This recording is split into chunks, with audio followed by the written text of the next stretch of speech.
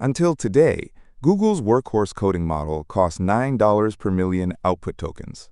Now that same tier, Gemini 3.6 Flash, costs $7.50, and on long-horizon coding tasks, it does the same work with about 65% fewer tokens than the model it replaces. The frontier didn't move. The floor did. And that matters more than another leaderboard win, because the automation pressure everyone's worried about isn't coming from the flashy, expensive models. It's coming from the cheap, good enough ones, the ones cheap enough to run on everything, all the time. So here's what we're covering.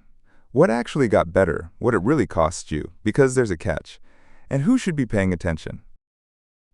So what is Flash, actually?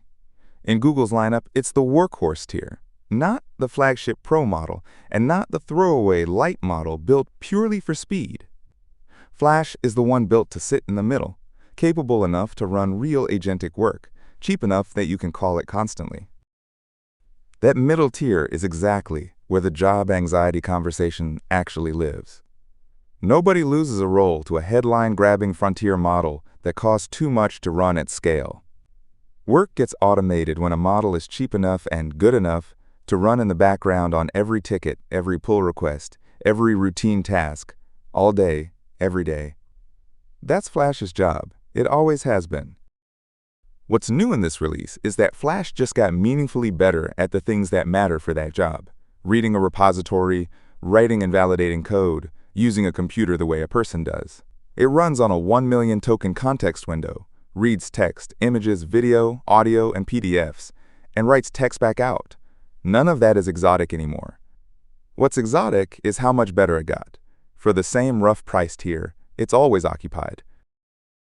Here's what actually moved. According to Google's own benchmark charts, measured against 3.1 Pro, the prior generation's flagship adjacent model, and 3.5 Flash, last generation's version of this same tier. On DeepSWE, a long-horizon software engineering benchmark, 3.1 Pro scored 12%, 3.5 Flash scored 37%, 3.6 Flash scores 49%. On MLE-Bench, a machine learning engineering benchmark, the jump is from 42.6% to 49.7% to 63.9%. On OSWorld, a computer use benchmark, it's 76.2% to 78.4% to 83%.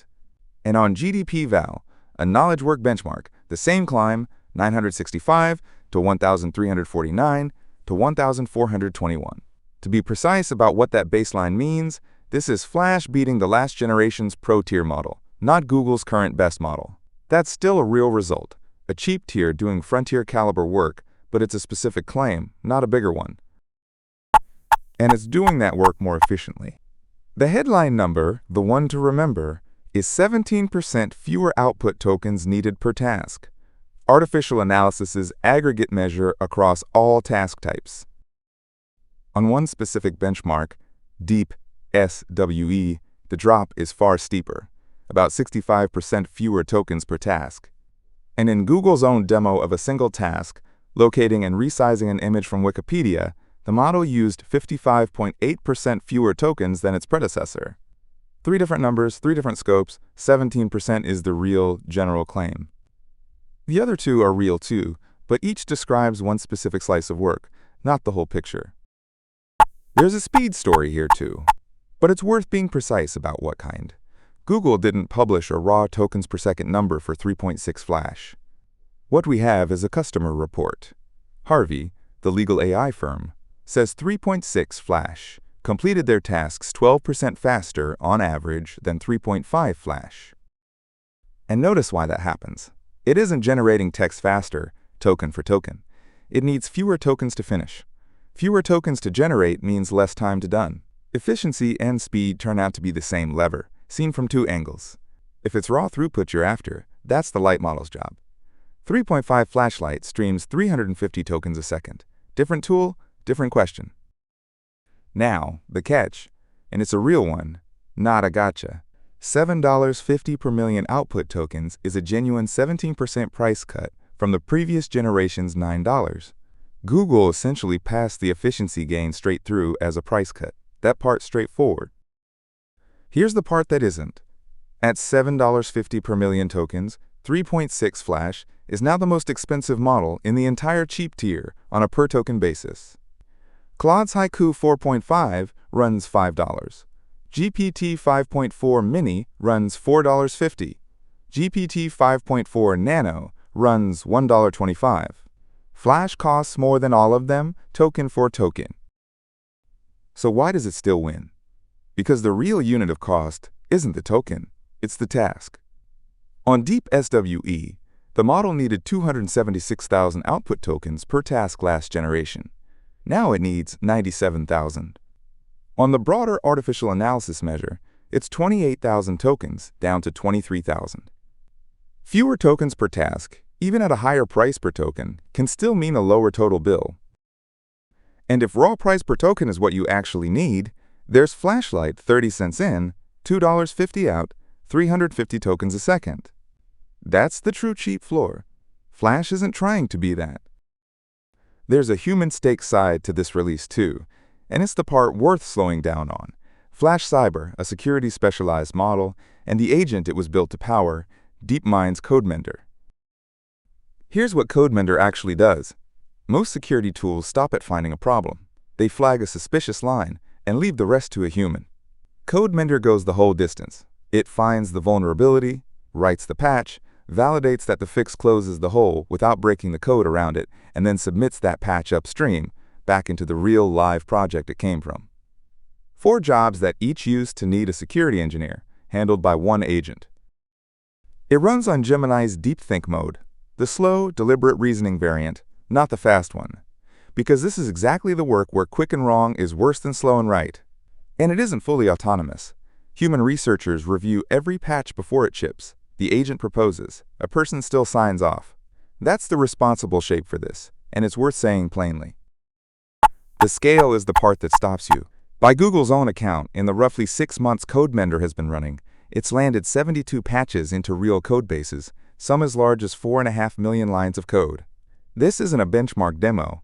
People are already trusting an agent to touch production security code.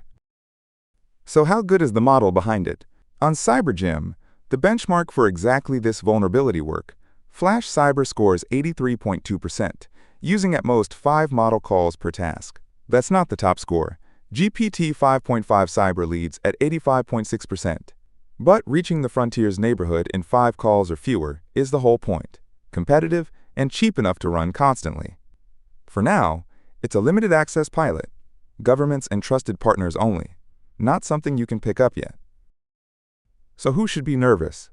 If your job is doing routine, well-specified work, writing boilerplate, patching known bug patterns, running the same category of task over and over, that's precisely the work a cheap, good enough model absorbs first. That fear is legitimate. Don't let anyone talk you out of it. But the reframe is just as real. Every time the floor rises, the work that's left for people shifts up the stack, toward judgment, toward deciding what to build, toward reviewing what the model produced instead of producing it yourself. The engineers who get ahead of this aren't the ones racing the model at its own routine tasks. They're the ones who move to the layer above it before they're asked to. That's not comfort talk. It's the same shift that's played out with every prior wave of automation, and it favors whoever moves first.